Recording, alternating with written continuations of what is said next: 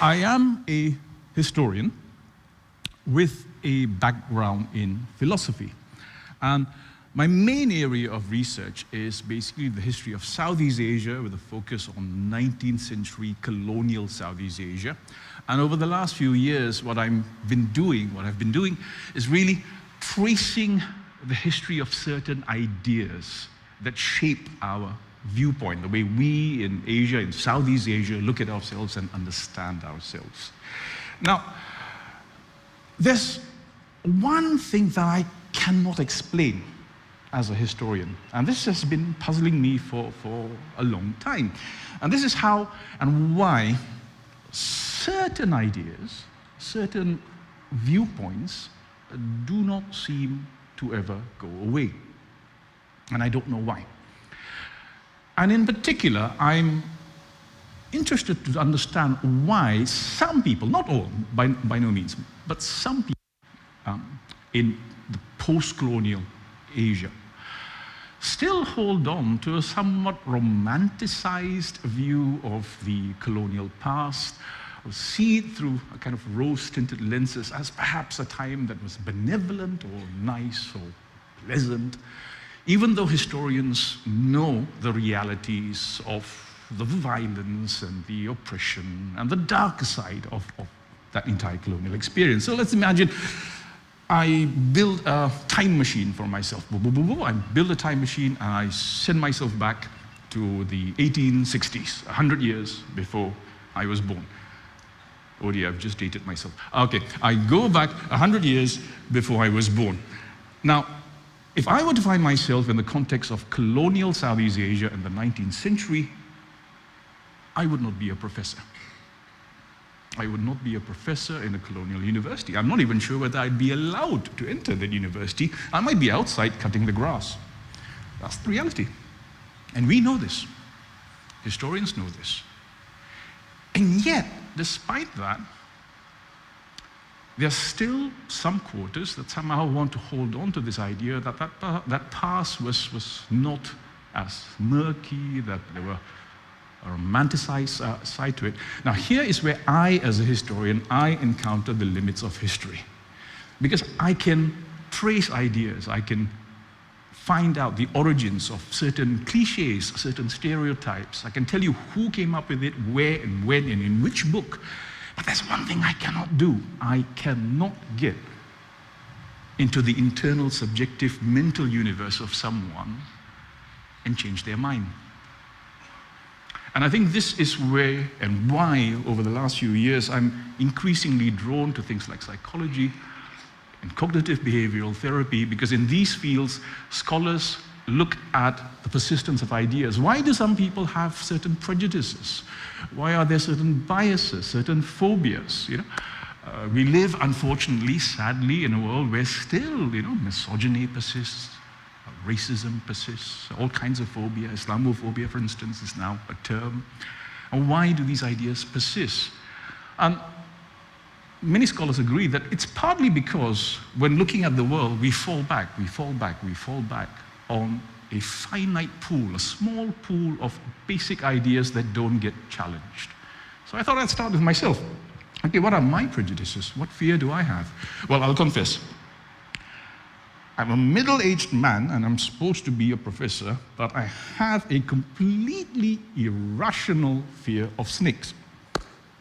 Now, here we are in NTU, one of the greenest campuses in the world, and I'm very grateful for that now. Every day, there are thousands of us, scholars, all of us, here on our campus, and we get visited by all kinds of birds and insects and animals, and occasionally the odd snake finds its way into our campus, instantly becomes a YouTube star. Now, I have a fear of snake, and I should know better, right? I should know better. I am absolutely certain that there does not exist anywhere on this planet a snake that has a vendetta against me. Yeah? It's not as if the snake wakes up in the morning, he has his snaky breakfast, he says, today's the day I'm going to get Farish when he's walking home after his lecture. He turns around the corner and, I know that's not the case. But why do I have this fear? Oh, it's very simple. It's because of the pool of ideas that I have. It's because since childhood, everything I've been told about snakes, everything I've seen, every movie I've watched, has been negative. Snakes are venomous. Snakes bite you. Snakes kill you. There's even, I'm told, a movie about snakes that attack passengers on a plane in flight. Can you imagine that? Who came up with that, for heaven's sakes? If you have a friend who's afraid of snakes and flying, say, here's your birthday present, watch this. You'll be in therapy for the rest of your life, right? Now, as it is with phobias and prejudice, so is it with our viewpoints that are historical. Right? Look at how we, particularly us in Southeast Asia, represent ourselves to ourselves and to the world.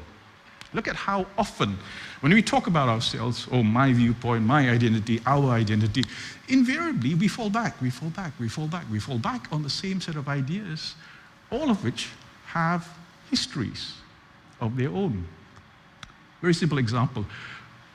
We live in Southeast Asia, which is very popular with tourists from all over the world.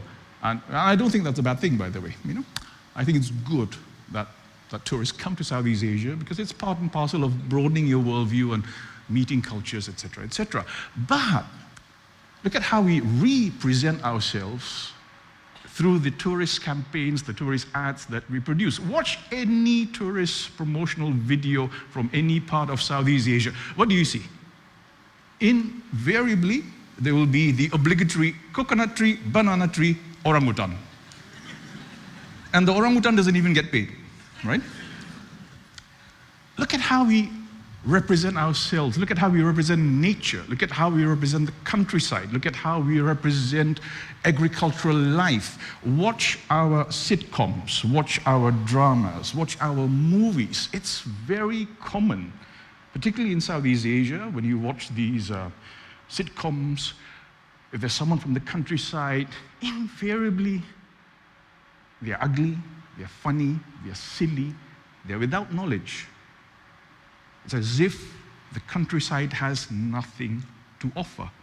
Our view of nature, despite all our talk about Asian philosophy, Asian values, despite all our talk about how we have an organic relationship to nature, how do we actually treat nature in Southeast Asia today? We regard nature as something to be defeated and exploited. And that's the reality. So the way in which we live in our part of the world, post-colonial Southeast Asia, in so many ways, for me, bears residual traces to ideas, tropes, cliches, stereotypes that have a history. This idea of the countryside as a place to be exploited, the idea of country folk as being without knowledge. These ideas that historians like me can go back, we can trace how these stereotypes emerged. And they emerged at a time when Southeast Asia was being governed according to the logic of colonial capitalism. And in so many ways, we've taken these ideas with us. They're part of us now. But we are not critical in interrogating ourselves and asking ourselves, how did I have this view of the world? How did I come to have this view of nature? How did I come to have this view of the countryside? How do I have this idea of Asia as exotic? And we, Southeast Asians in particular, love to self-exoticize ourselves. We've turned Southeast Asian identity into a kind of cosplay, where you can literally go to the supermarket, go to the mall and buy your do-it-yourself exotic Southeast Asian costume kit. And we parade this identity, not asking ourselves, how and when did this particular image of ourselves emerge? They all have a history to it. And that's why increasingly, as a historian, I find that as I encounter the limits of history, I see that I can't work alone anymore. I can't work alone anymore, because there's absolutely no point in me doing my archival work. There's no point in me seeking the roots of these ideas, tracing the genesis of ideas, and then putting it in some journal to be read by maybe 3 other historians. There's absolutely no point. The reason why I think this is important is because our region, Southeast Asia, will, I believe, in the years to come, go through enormous changes, unprecedented changes in our history. partly because of globalization, world politics, geopolitical contestations, the impact of technology, the fourth industrial revolution. Our world as we know it is going to change. But for us to adapt to this change, for us to be ready for that change, we need to think out of the box. And we can't fall back, we can't fall back, we can't fall back on the same set of cliched, tired, stayed-old stereotypes. We need to think out. And that's why historians, we can't work alone now. I need to engage with people in psychology, people in behavioral therapy. I need to engage with sociologists, anthropologists, political economists. I need, above all, to engage with people in the arts and the media, because it's there in that forum, outside the confines of the university, that these debates really need to take place. And they need to take place now. Because we need to understand that things, the way things are today, are not determined by some fixed iron historical railway track, but rather there are many other histories, many other ideas that were forgotten, marginalized, erased along the line. Historians like me, our job is to uncover all this, discover all this, but we need to engage this. We need to engage with society as a whole. So to go back to that time machine example I gave earlier, rather than me going back to the past, let's imagine someone from the 19th century somehow finding a means to go into the future. Let's say this is a 19th century colonial subject then, and the person's wondering, will empire ever come to an end? Will there be an end to all this? Will we one day be free? So the person invents a time machine, boop, boop, boop, boop, goes into the future and arrives here in post-colonial Southeast Asia today.